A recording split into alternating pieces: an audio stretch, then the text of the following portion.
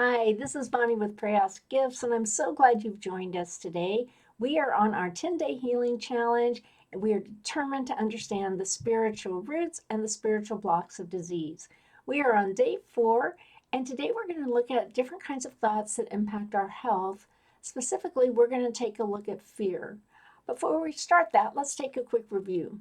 On day 1, we learned that separation from God, separation from others, or separation from ourselves can cause illness. We need to love God, we need to love others, and we need to love ourselves.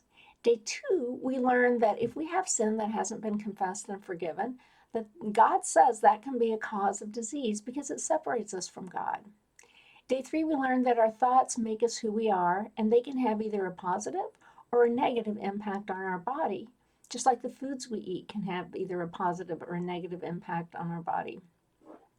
So today, let's take a look at thoughts that have a negative impact on our body and how we can change that. So we're going to look at fear. Um, Fear can be a spiritual root of disease because it can cause the immune system to be compromised, and this in turn can cause problems in our body.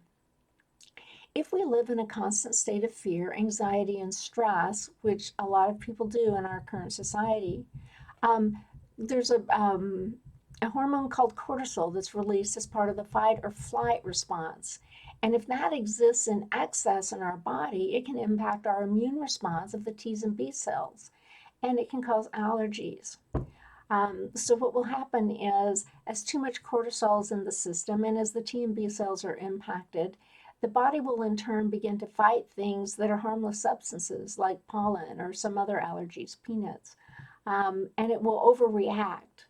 And it reminds me a little bit of the way sometimes we overreact in fear to rather benign problems or problems that are only suggested but don't really exist.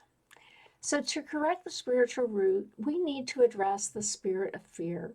2 Timothy 1:7 says, God has not given us a spirit of fear, but of power and of love and of a sound mind.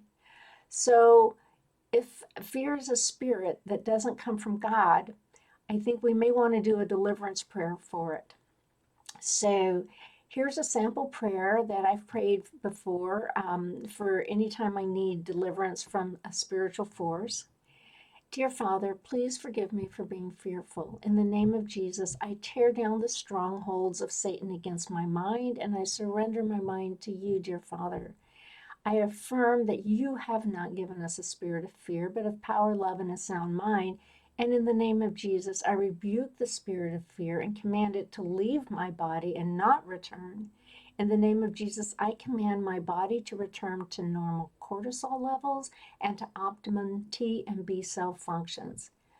Thank you, dear Father, that you've given us authority over the spiritual realm, that you're my helper, that I will not be afraid.